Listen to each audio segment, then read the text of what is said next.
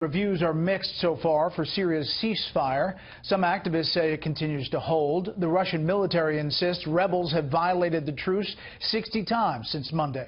Pentagon officials tell Fox News Russian warplanes are still bombing opposition groups, some of which are supported by the U.S. And there are growing concerns tonight about a possible partnership between the U.S. and Russia, how that would work, and whether it's even legal. Correspondent Kevin Corke takes a look tonight from the White House.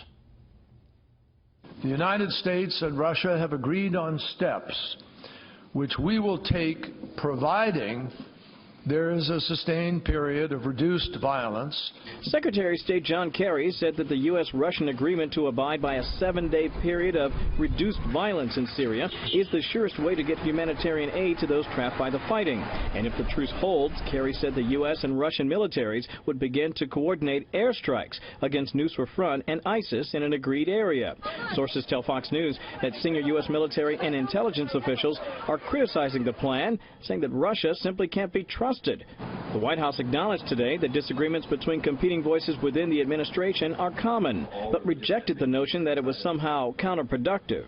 The president welcomes a vigorous discussion with his national security team, but the president also expects that once that he's made a decision, his team will move out on that decision and execute the strategy that he's laid out. The apparent rift between leaders at state and defense has widened an increasingly public divide between Secretaries Kerry and Ash Carter, who did his best to tamp down any appearance of discord. It will mean that Russia gets on the right side of things in Syria and not on the wrong side, and that's good. So we in the Defense Department will play whatever role we have with our accustomed excellence. Carter's skepticism may be rooted in the repeated instances of Russian interference in Syria, including recent revelations that a Russian aircraft carrier will begin launching airstrikes on behalf of the regime of Syrian President Bashar al-Assad, part of a continuation of bombing opposition groups in that war-torn country. Experts believe Russia's real plan is to conduct military operations with the United States to effectively size up the competition under the guise of cooperation.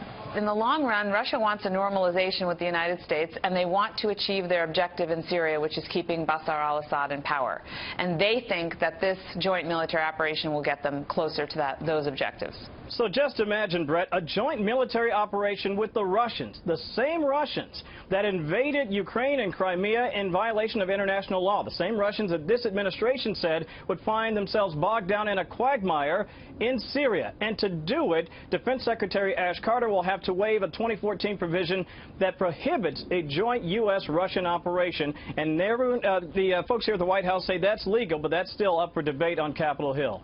Brett? Kevin Corke live on the North Lawn. Kevin, thank you.